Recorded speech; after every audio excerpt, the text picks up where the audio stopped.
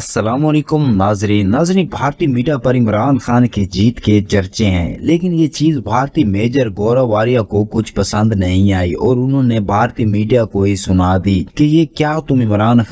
خان کیے جا رہے ہو۔ عمران خان ختم ہو چکا ہے، کیونکہ میجر گورو واریہ کو معلوم ہے کہ اگر عمران خان آ گیا تو پھر بھارت کے لیے بہت مشکل کھڑی ہو سکتی ہے، اس لیے عمران خان بھارت کے لیے اچھا نہیں ہے۔ اب بھارتی میجر نے یہ الزام لگایا ہے کہ پاکستانی فوج بھارت پر ایک حملہ کر سکتی ہے تاکہ یہ جو شور مچا ہوا ہے دھاندلی کا، اس کو کنٹرول کر سکیں۔ اب اپنے ٹویٹ میں وہ کہتے ہیں کہ وہ جو بھارتی میڈیا میں کہہ رہے ہیں کہ پاک فوج الیکشن ہار چکی ہے، ان کو دو چیزیں سمجھنے کی ضرورت ہے۔ انہوں نے پھر 2 پوائنٹ بھارتی میڈیا کے سامنے رکھے۔ نمبر 1 یہ کہ میں نے نہیں رکھتا کہ کون زیادہ سیٹ لے گیا، اگر آرمی نے فیصلہ کر لیا کہ نواز شریف کو اقتدار دینا ہے تو وہ دیں گے، اور انڈیپینڈنٹ جو ہیں ان کو دوسری جگہوں پر فیڈ کیا جائے، اس لیے تو اس طریقے سے الیکشن کروائے گئے ہیں، یہ نہیں کہ پی ٹی آئی کو توڑ کر اور مینڈیٹ کو چوری کر لیا جائے گا اور اس کے بعد آرمی چیف اس حکومت کو بھی کنٹرول کر لیں گے۔ دوسرا انہوں نے کہا کہ آپ نے سرپرائز نہیں ہونا اگر پاک فوج عوام کے غصے اور ان کے نتائج سے دھیان ہٹانے کی کوئی فالس فلیگ آپریشن کرتی ہے